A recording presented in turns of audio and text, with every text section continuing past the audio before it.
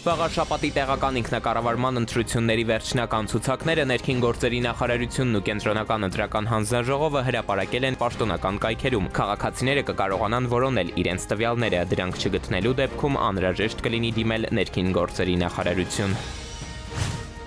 24 տարի առաջ Արագած սրճարանում սպանված Պողոս Պողոսյանի աջյունը Կարտաշիրիմեն Երևանի ընդհանուր իրավասության դատարանը որոշել է բավարարել հանրային մեղադրողի միջնորդությունը։ Պողոսյանի աջյունն արտաշիրիմելու անհրաժեշտությունն առաջացել է դեպքի ականատես Սթիվեն Նյուտոնի այս տարվա մայիսի 16-ի ցուցմունքից հետո։ Ըստ հանրային մեղադրողի նոր ի հայտ եկած հանգամանքները կարող են հանգեցնել եզրակացության, որ կատարվել է դիտավորյալ սպանություն։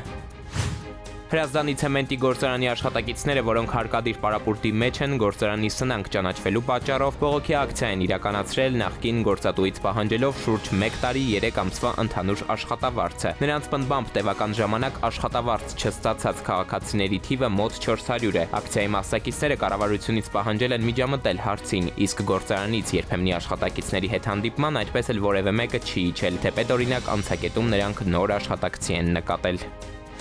Հայաստանում 2025-26 թվականների սեզոնի 45-րդ շաբաթվա ընթացքում լաբորատոր հետազոտությունները հաստատել են գրիպի A տեսակի H3N2 ենթատեսակը։ Այս մասին հայտնում են հիվանդությունների վերահսկման եւ կանխարգելման ազգային կենտրոնից։ Հիվանդություններից եւ բարդություններից խուսափելու համար հորդոր հղելով պոլիկլինիկաներում կամ ամբուլատորիաներում պատվաստվել սեզոնային գրիպի դեմ, խուսափել շնչառական վարակով մարդկանց հետ շփումից, հիվանդանալու դեպքում մնալ տանը եւ երեխաներին դպրոց մանկապարտեզ չտանել, կապվել բժշկի հետ, չզբաղվել ինքնաբուժմամբ եւ չօգտագործել հակաբիոտիկներ։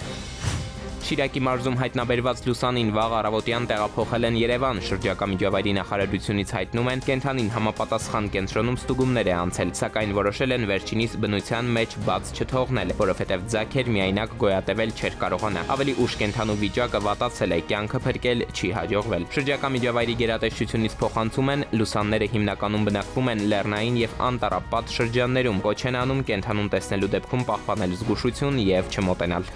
Էդուարդ Պողոսյան, ժամը լրատվական։